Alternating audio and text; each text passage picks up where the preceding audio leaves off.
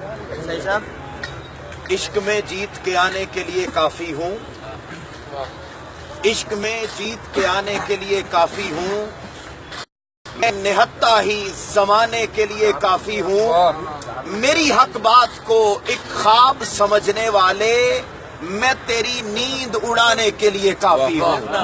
اور میرا یہ شعر پچھلے 29 سال میں منہاج القرآن یوتھ لیگ کے پلیٹ فارم سے اپنے قائد شیخ الاسلام ڈاکٹر محمد طاہر القادری کی ہر آواز پر لبیک کہنے والے نوجوانوں کے نام ہے، اور یہ وہ نوجوان ہیں جنہوں نے ہر کال پر جہاں تک جس لمحے ہمارے قائد کی آواز آئی، منہاج القرآن یوتھ لیگ کے نوجوان اپنے سر پر کفن باندھ کے ہراول دستے کا کردار ادا کرتے رہے۔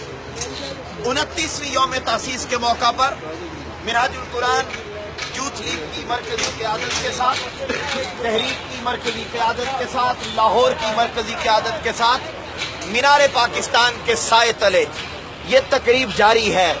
معزز حاضرین اور معزز ناظرین، ذہنوں میں سوال آتا ہے، اللہ رب العزت نے اس کائنات کے اندر جتنی چیزیں پیدا کی، کوئی چیز بغیر مقصد کے پیدا نہیں کی۔ میں آپ کی توجہ چاہوں گا، کوئی چیز بغیر مقصد کے پیدا نہیں کی۔ ذہنوں میں سوال آتا ہے، ڈاکٹر طاہر القادری نے منہاج القرآن یوتھ لیگ بنائی تو بنانے کا مقصد کیا تھا؟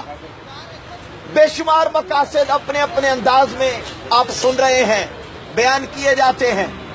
قائدین کی موجودگی میں جو میں سمجھ پایا میں آپ کے سامنے رکھنا چاہتا ہوں۔ منہاج القرآن یوتھ لیگ کیوں قائم کی گئی؟ ایک مقصد، بدی کا خاتمہ۔ بولیے کیا، کس چیز کا خاتمہ؟ بدی کا، بدی، برائی۔ رسول اکرم صلی اللہ علیہ وآلہ وسلم نے فرمایا، من را منکم منکرا فلیغیرہ بیدہ، تم میں سے کوئی شخص برائی کو دیکھے اس برائی کو اپنے ہاتھ سے روکے، جو ہاتھ سے نہیں روک سکتا اس کو اپنی زبان سے روکے، جو زبان سے نہیں روک سکتا کم از کم دل میں برا جانے، اور دل میں برا جاننے کو تاجدار کائنات نے فرمایا یہ کمزور ترین ایمان ہے۔ اب عام سادہ ذہنوں میں یہ بات آتی ہے کہ برائی کہتے ہیں جھوٹ بولنے کو، برائی کہتے ہیں نماز چھوڑ دینے کو، برائی کہتے ہیں غیبت کرنے کو۔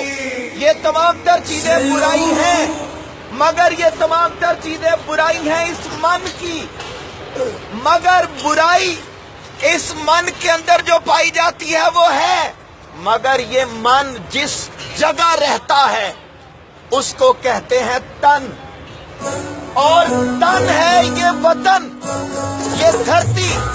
اگر